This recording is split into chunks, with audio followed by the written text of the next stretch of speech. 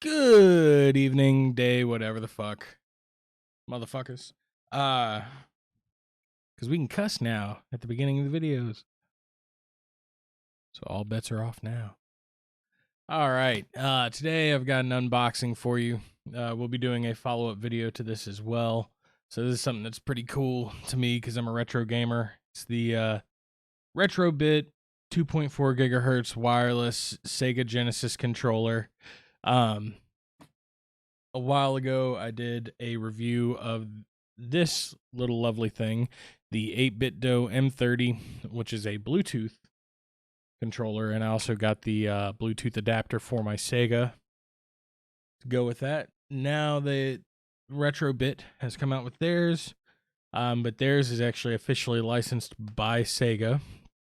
I don't think that license is very hard to get, to be honest with you. If you've seen the slew of retro Sega consoles outside of the Sega Classic Mini or whatever the fuck it's called, then obviously Sega doesn't give too much of a shit about their license, and they'll license it to anybody for the right amount of money. That being said, Retrobit,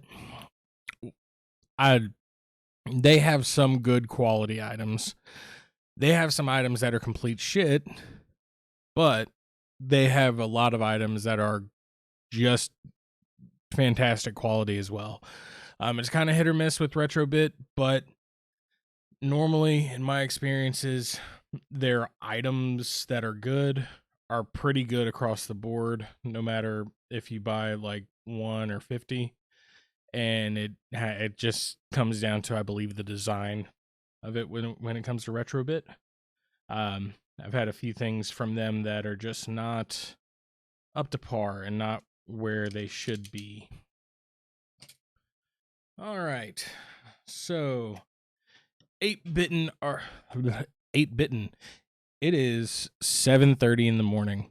I am normally asleep right now. Normally just getting to sleep. I work nights, so. All right, the 8-button arcade pad for the Sega Genesis 16-bit video entertainment system, compatible with Sega Genesis Mini, PC, Mac, PS3, and Switch. No longer be tethered to your console, the officially licensed Sega Genesis controller gets re-engineered as a 2.4 gigahertz wireless controller and carries along its original layout and form. This 2.4 gigahertz controller includes both original and USB port wireless receivers for use across many consoles and platforms, and an exclusive Sega case for all the extras. With a rechargeable battery that lasts up to 30 hours, game to the fullest degree for extended durations. All right. So that's a little bit of information there for you on the back of the box there. It's 30 hours. So let's see what else it says. The battery is only 500 milliamps. So I'm sure you could probably find a battery that's the same size that is a higher has a higher storage capacity. So I'm willing to bet we could probably bump this up to 120 hours. So let's check this bad boy out with the case. All right.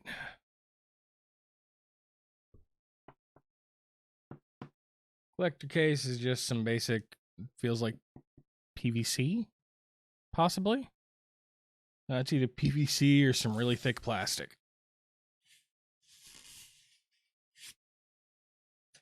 Get that shit off there. You can't really tell that it's blue that well. You can tell it because of the light, but if I'm looking at it just like dead on with normal lighting from the house, you wouldn't be able to see through that very well. So you can probably see it better on the video, actually, just because of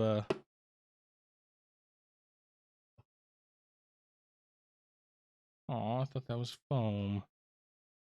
All the pictures make the insert look like it's foam, but the insert is plastic with a felt covering. So here's the Retrobit Sega 2.4 gigahertz wireless controller. So the shape of this is definitely more akin to a classic Sega controller, right? It's got the L and R buttons up there, as everything has. That D-pad feels fantastic. Holy shit.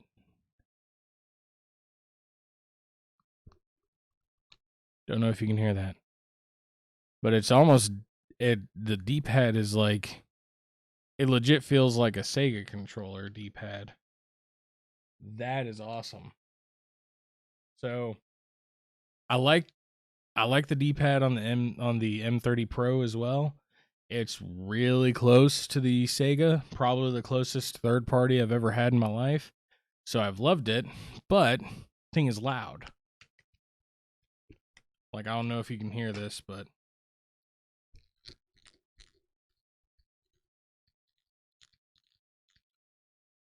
right? This one? None of that shit.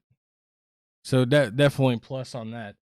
I've taken this fucking thing apart, put it back together 10, 15 times, trying the one fix that some people have gotten to work on the internet, which is when you screw this back on, screw it on a little loose. So I've done that. I've also put contact cleaner on it, just to kind of make sure it's lubed up properly. Nothing has worked on mine to get it to not squeak. So this is a positive. This is definitely a positive for me. The buttons are about as clicky as you would expect on a Sega controller. It's got a home button on there now because, of course, it works with the Switch. So I'm curious if the home button actually works on the Switch. I wonder if this will actually wake up a Switch. That would be nice. So it's got a micro USB port for the charging. I think my only complaint there is USB-C is definitely faster. You could implement fast charging on this. I mean, I think anyone who actually is going through and buying this may appreciate that. I don't know too many casual gamers that are buying these. So I think any gamer that buys this would appreciate the USB-C. Let's head back into the case here. Let's take a look at these little dongles. Dongles. All right, so this one looks like it goes to the Sega. All right, here's your 9-pin adapter for the Sega. I wonder if there's going to be any interference. I wouldn't figure there would be, because this is going off 2.4 gigahertz, and my other adapter goes off a Bluetooth.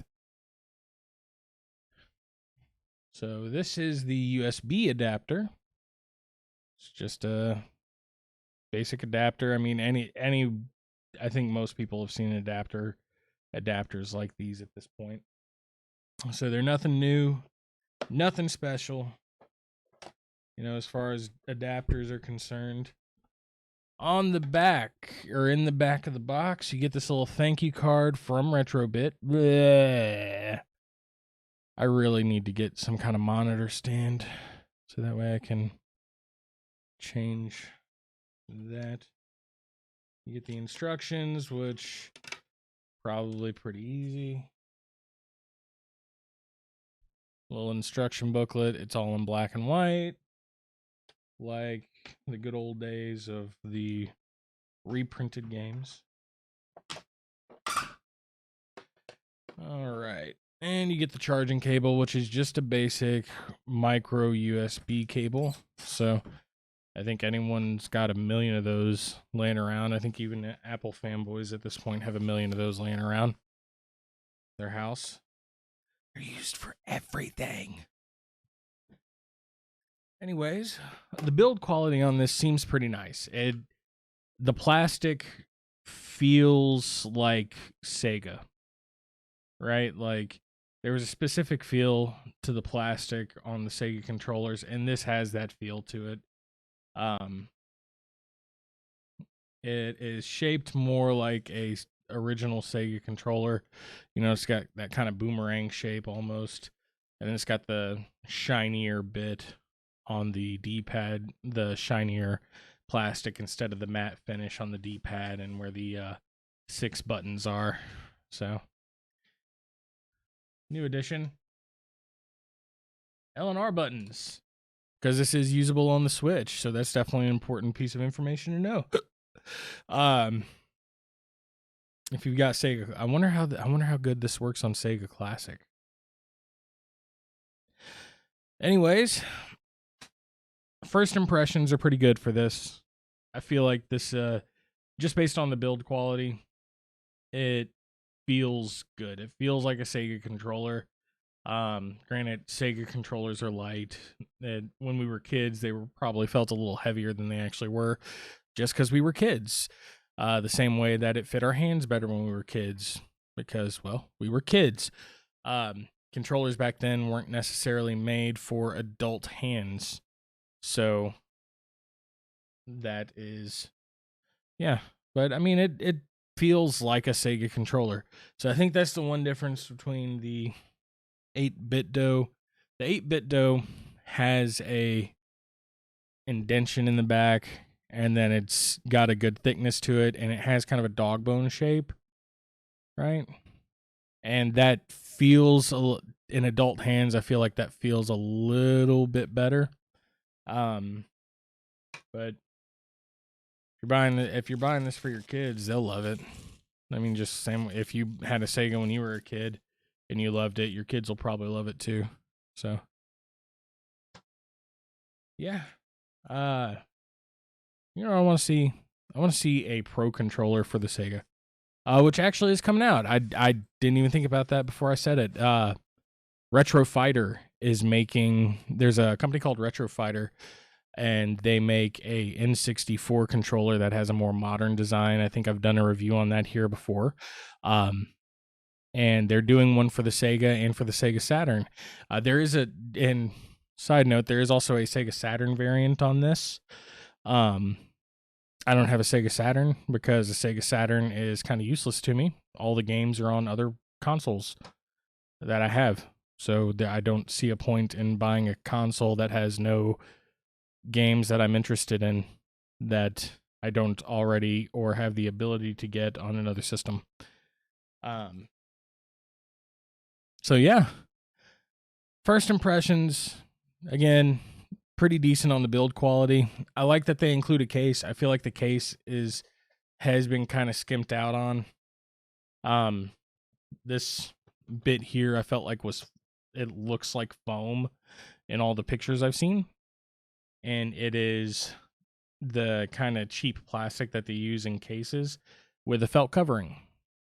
So I wish it was foam, but you know, it is what it is. I don't think anyone's coming over just to give me shit about it being cheap plastic instead of foam, right? So I think having the display case would be cool. I think this needs to be a lighter blue because you can't really see it in normal lighting. Can you see through that? Very good. Not really. Yeah. Yeah. You can't really see, but in normal lighting you can't really see through it. So I think I think the cover should have been a lighter blue. But yeah, so that is the unboxing of the Retrobit Genesis 2.4 gigahertz wireless controller. We will be doing a follow-up video to this in just a little bit, actually. We'll be playing some Mortal Kombat on Sega Genesis, and we will be testing that out. I'll be testing it out with the homie Mr. J. We'll be playing some Mortal Kombat. I'm going to be whooping his ass, and then I'll also do a test and see how well it works with the Nintendo Switch. Peace out, bitches.